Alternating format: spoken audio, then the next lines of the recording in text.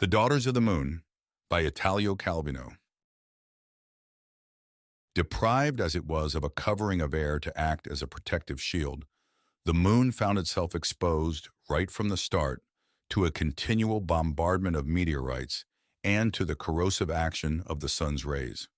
According to Thomas Gold of Cornell University, the rocks on the moon's surface were reduced to powder through constant attrition from meteorite particles.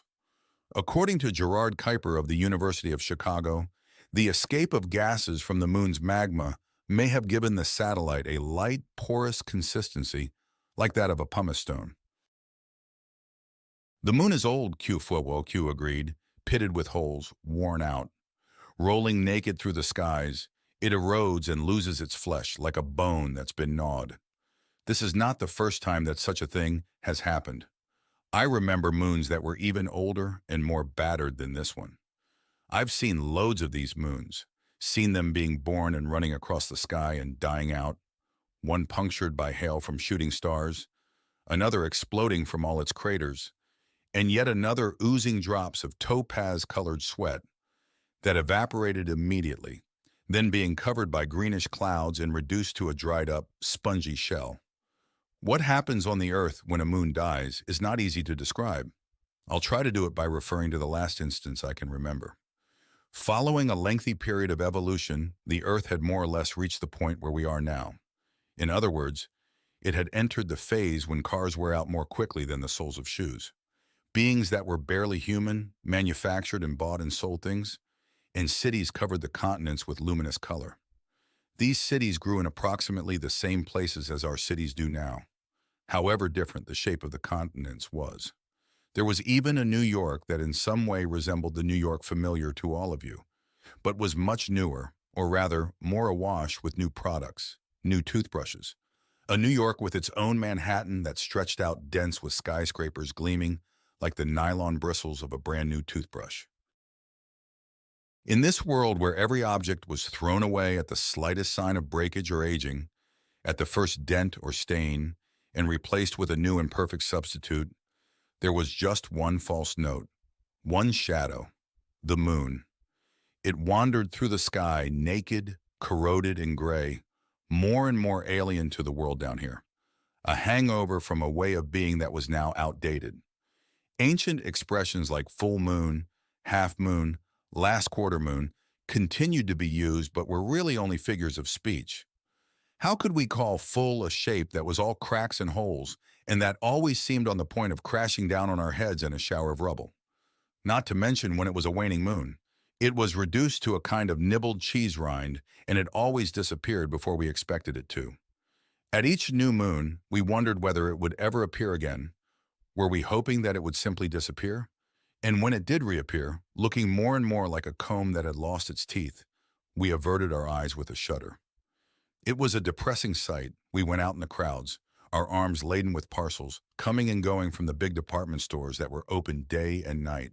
And while we were scanning the neon signs that climbed higher and higher up the skyscrapers and notified us constantly of new products that had been launched, we'd suddenly see it advancing, pale amid those dazzling lights, slow and sick, and we could not get it out of our heads that every new thing, each product that we had just bought, could similarly wear out, deteriorate, fade away, and we would lose our enthusiasm for running around buying things and working like crazy, a loss that was not without consequences for industry and commerce. That was how we began to consider the problem of what to do with it, this counterproductive satellite. It did not serve any purpose. It was a useless wreck. As it lost weight, it started to incline its orbit toward the Earth.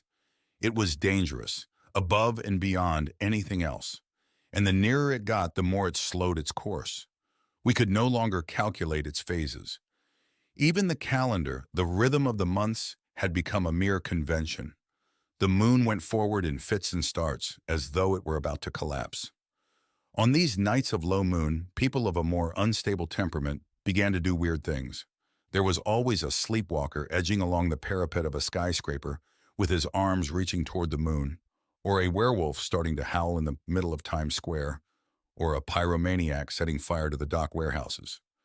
By now, these were common occurrences that no longer attracted the usual crowd of rubberneckers. But when I saw a girl sitting completely naked on a bench in Central Park, I had to stop. Even before I saw her, I'd had the feeling that something mysterious was about to happen.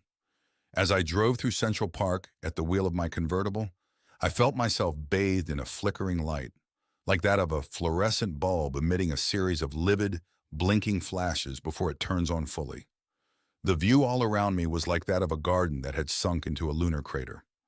The naked girl sat beside a pond reflecting a slice of moon. I braked. For a second, I thought I recognized her. I ran out of the car toward her, but then I froze. I did not know who she was. I just felt that I urgently had to do something for her. Everything was scattered on the grass around the bench. Her clothes, a stocking and shoe here and the others there, her earrings, necklace, and bracelets, purse and shopping bag with the contents spilled out in a wide arc, and countless packages and goods, almost as if the creature had felt herself called on her way back from a lavish shopping spree and had dropped everything, realizing that she had to free herself of all objects and signs that bound her to the earth, and she was now waiting to be assumed into the lunar sphere. "What's happening?" I stammered. "Can I help you?" "Help?" she asked with her eyes staring upward. "Nobody can help. Nobody can do anything." And it was clear that she was talking not about herself, but about the moon.